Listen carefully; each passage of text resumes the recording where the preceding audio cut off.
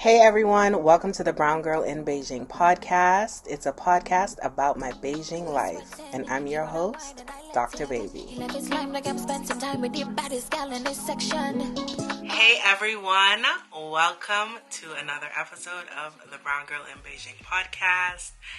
It's me, Dr. Baby. So, this episode, I was going to talk a little bit about my role in church and how that's grown. However, because I've been under the weather for the past few days, she says with a smile, we're going to talk about how I've adulted with the medical world. Stay tuned.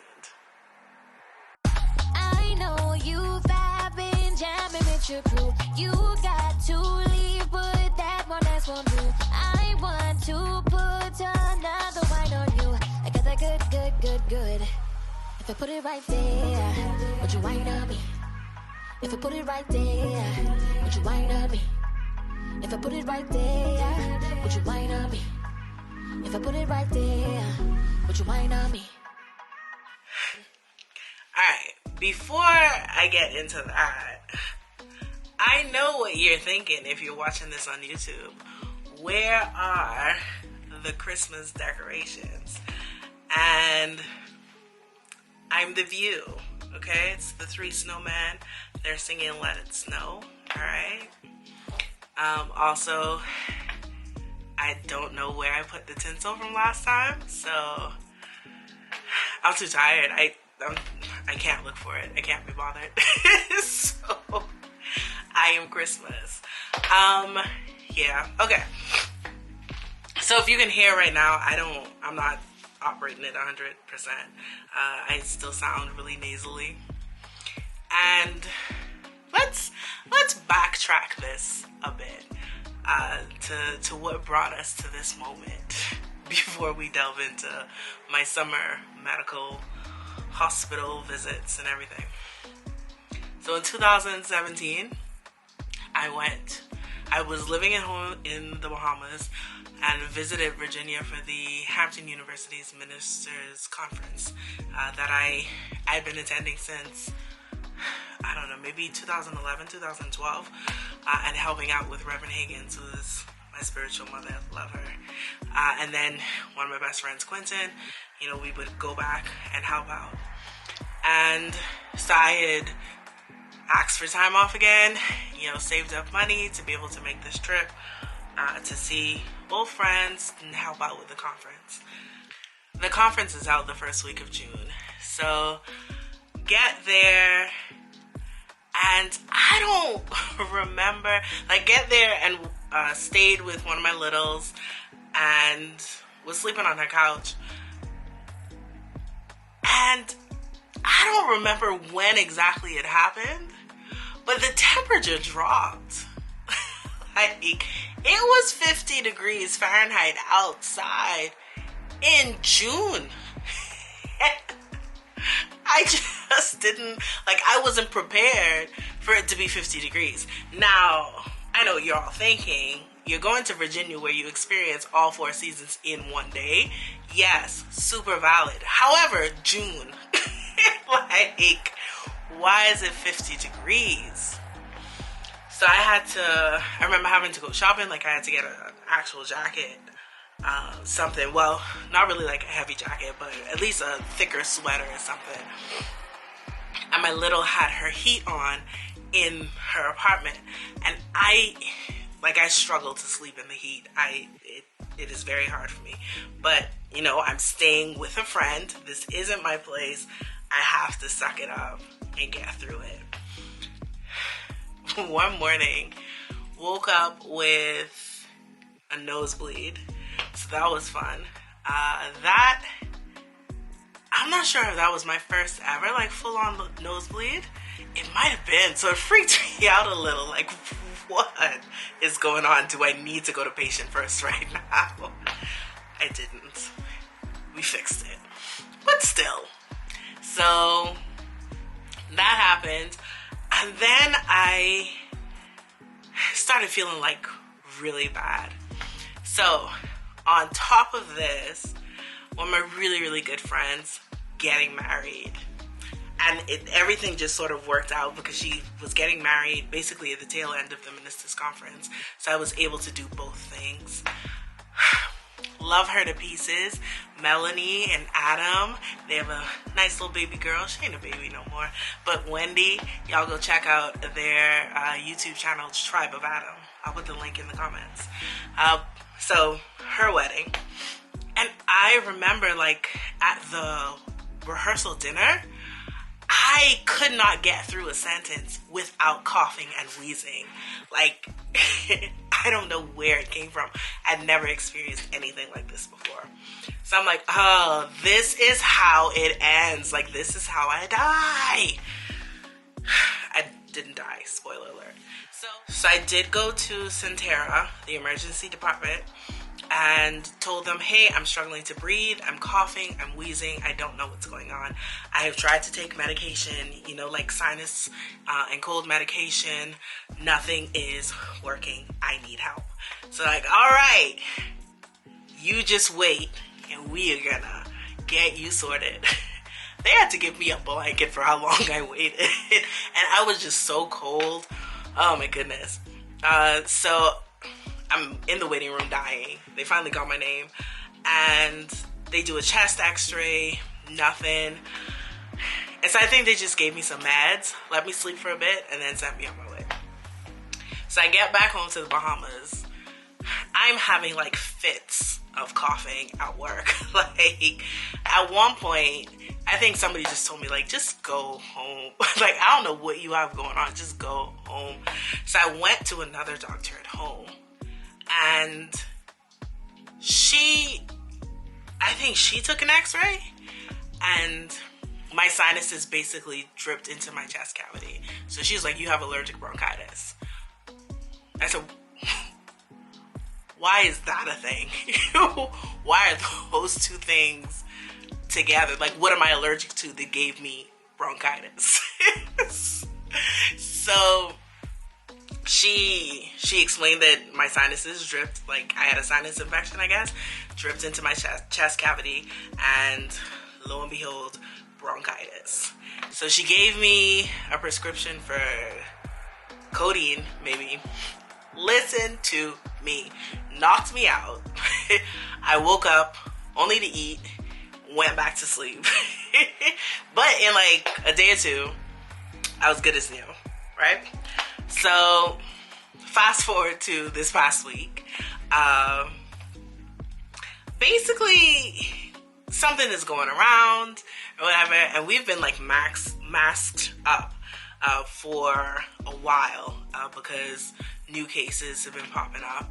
And so, you know, trying to get on my kids, making sure that they wash their hands, making sure that they use the hand sanitizer, don't sneeze or cough into your hand, do the vampire cough and sneeze and everything. And somehow, them babies still drop it.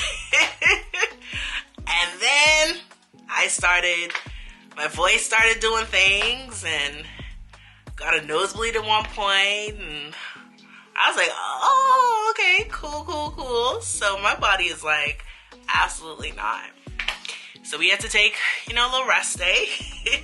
try to get everything working again. Almost there. Trust me, as bad as I sound right now, I definitely sounded a lot worse. I talked to my mother. Her birthday was a bit ago. I'm talking to her on the phone and she's like, are you sure you're getting better? I'm like, all right, you know, everybody calm down. I am. Anyway, not the point of all this. So that's just where we are today.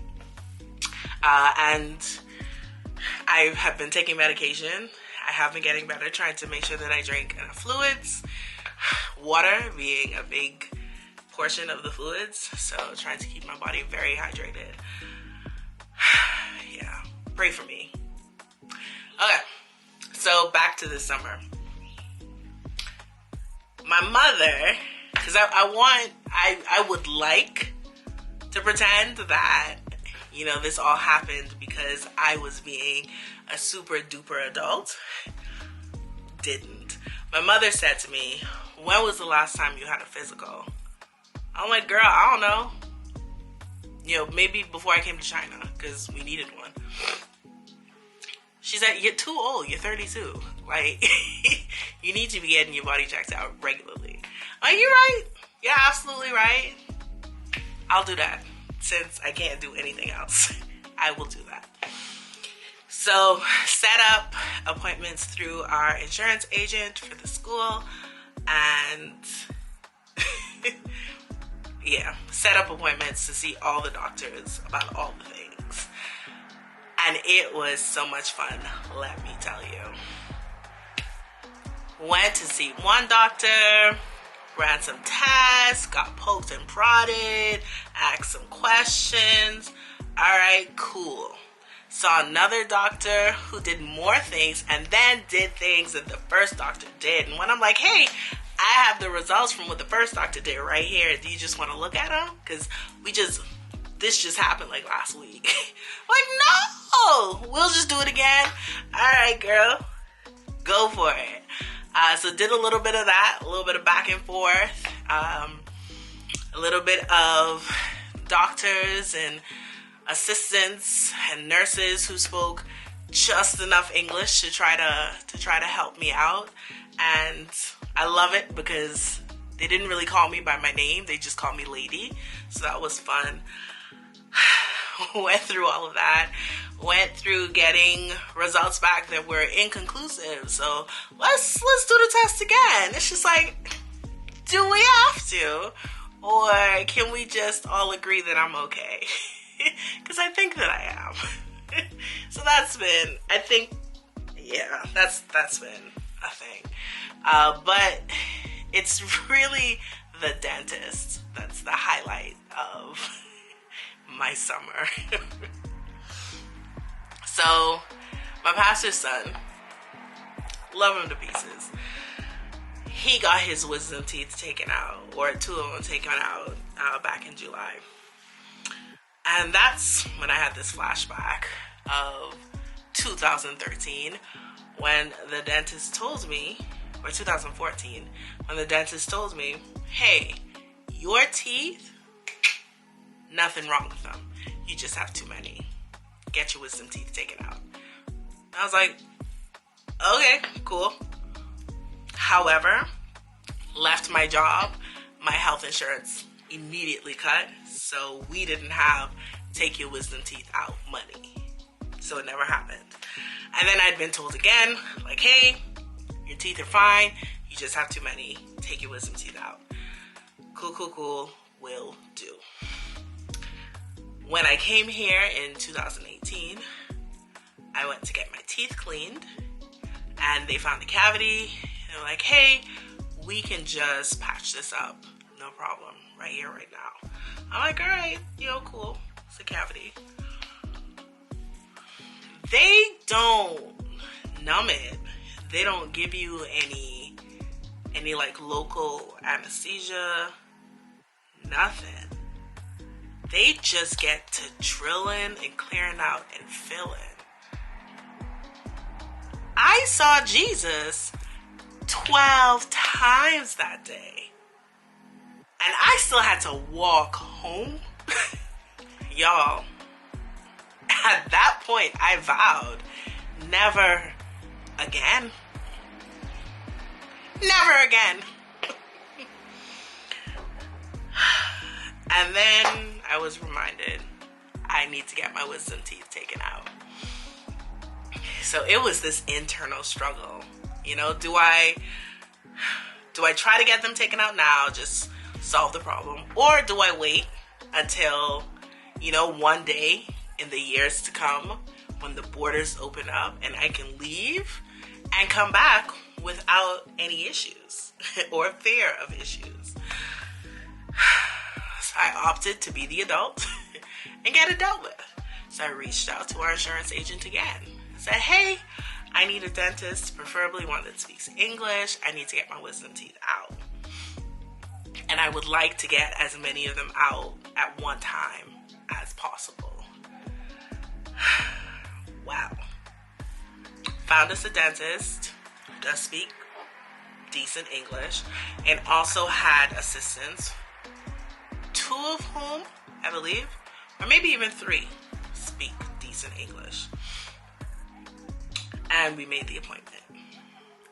I stressed in appointment making that I would like to get all 4 taken out one shot. Give me the anesthesia and take all 4 out, please.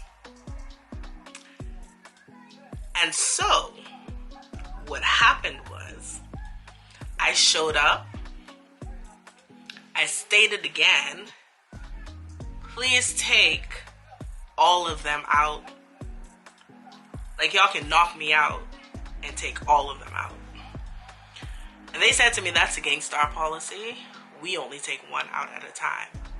I'm like, but I have 4. Like, help me. What made it worse was that they're on the other side of town. So I have to dedicate 4 weekends to this. What made it worse is they're on the other side of town. It takes me 45 minutes or so to get there. So that's an hour and a half round trip each time. Guys. So they didn't care how much I put up a fight. They're like, no, we taking out 1. Cool. All right. So first one, sticks in a numbing agent, waits for a bit, goes to town. I've never had any of my teeth extracted, so I wasn't sure of what level of pain to expect. I was not prepared to feel the pain that I did. So I'm like, ow, like audibly expressing pain. And like, you're fine, you're okay. And then I start crying. And he's like, whoop, stop everything. You should not be crying. And I'm like, I agree. So what are we gonna do? Sticks me again. Numbs it down real good. Tries again. And there is noticeably less pain. He proceeds. This extraction took almost an hour, maybe an hour, to pull this 1 tooth out. Like, it did not want to leave my mouth. And I mean, I understand, because why would you want to leave me? I'm amazing. However, the process has started, so you have to go. Didn't want to leave. And I mean, it got to the point where he was sitting down pulling. He had to stand up to give himself more leverage to pull the tooth out of my mouth. No! What is happening? And I have to do this 3 more times? Good grief. So we got that done. He's like, you were a trooper. Let's make an appointment for the next one. And I'm like, I actually don't think that I can do this 3 more times. But I have no choice. The second and third ones weren't so bad. Although the second one did require stitches. But it wasn't so bad. So he did, I think, the bottom left first. That was definitely the worst one. Second worst. Then he did top left. So I had been chewing on this side of my mouth for a month, basically, because he did these 2 weeks apart. This one got stitches. Then I'm fairly certain he did, I think he did the top right. the third one, because that one wasn't as bad either, I don't think. But the bottom right was the worst. That one was the worst. And that one got stitches.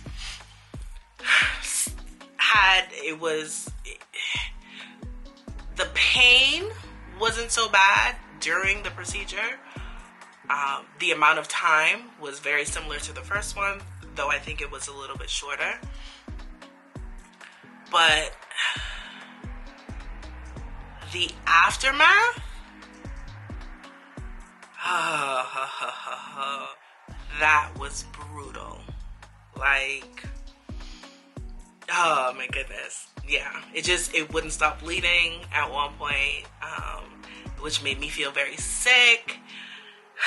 The pain would not go away. And then my teeth, because it was really close to the nerve, my teeth were just on edge, like super sensitive for a couple of weeks. Like, it was, I'm like, I don't think we're gonna get out of this. This is how I die. Again, didn't die, I was fine. But that took a while. So that was basically a month and a half of going back and forth to the dentist, getting teeth out, getting stitches in, getting stitches out, being on pain meds, being on antibiotics, chewing on one side of my mouth for a month, and chewing on the other side of my mouth for a month. It was just, yeah. So when I went back to take out the stitches, he was like, oh, you're healing up really nicely. I'm like, I'm definitely still in pain. So they had to give me more pain meds, which basically stopped working. And then they were like, all right, we want to make an appointment to see you like the week before Christmas so that you can get a teeth cleaning. I'm like, I actually never want to set foot in this place again. Like, nothing against y'all. I don't want to see another dentist again for the rest of my life. Obviously, I'm going to go get my teeth cleaned the week before Christmas. Like, not an animal. But still, guys, that was an experience. That was an experience. So after this summer, all the doctors and the dentist, I just feel like I'm sad. I'm definitely going to have to do it again. Because the doctor, like, rewind into that, I can't remember what she said, but it basically ended with, we want to do this thing again. And I was like, look, girl, school is starting up. I do not have time to be coming all the way over here. Y'all gonna have to wait. So, see you during the spring festival. Like, I can't be bothered. I cannot be bothered. Will I live if you don't do this thing right now? Yes, you will. Perfect. See you later. See you in 6 months. Like, please leave me alone. Stop touching me. So now when my mother asks me, when was the last time you had a physical? I can tell her summer 2021. Just the entire summer. That is how long my physical lasted. Just from top to bottom. Teeth included. So in addition to adulting medically, I have also been promoted at work. Yay!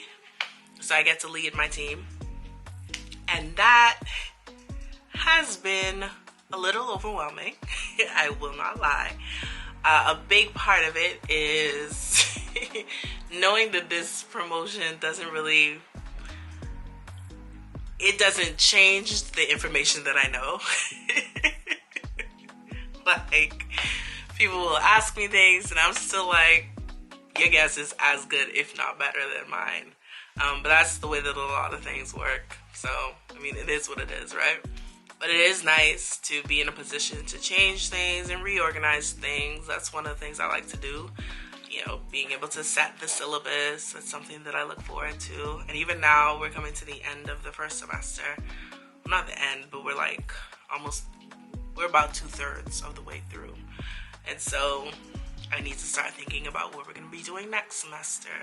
And that's something that I'm looking forward to.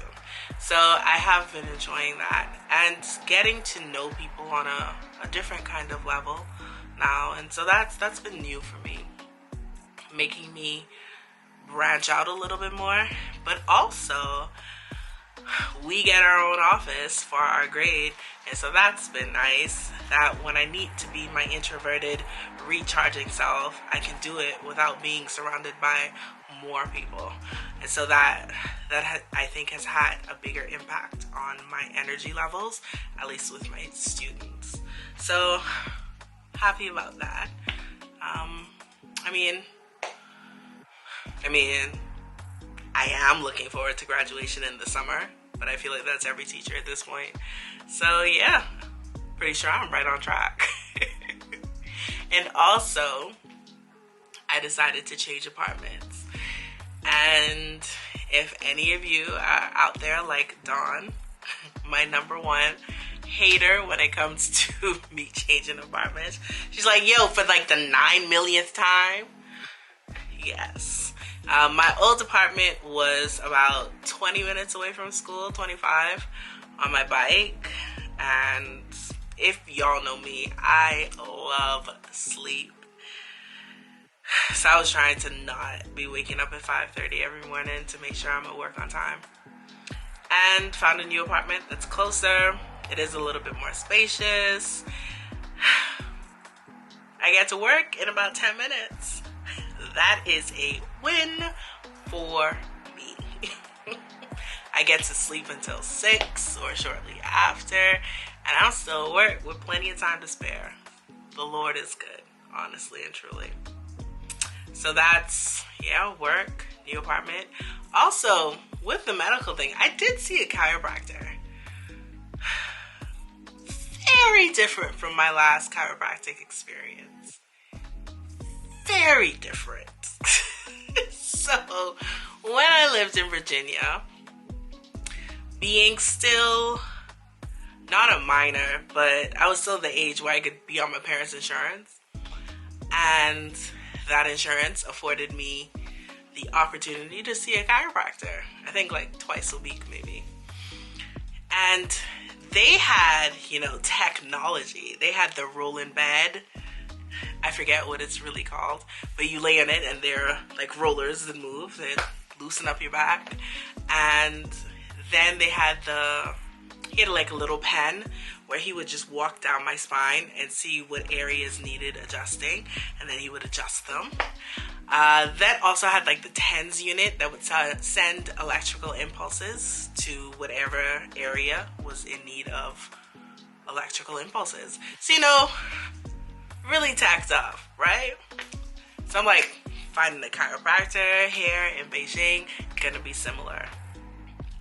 Definitely was not similar.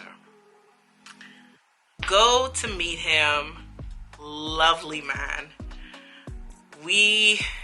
Doesn't speak any English, and I speak basically no Chinese. So we're there together, and we've already talked on WeChat, told him what I needed. Told him that my back had just been, a little out of whack. I just, need to set things back in order. Listen to me. After that appointment when my man said, hope to see you again, I looked at him and smiled and knew never again. He did like pop, lock, and drop it, but it was, that was one of the most painful things that I had ever done.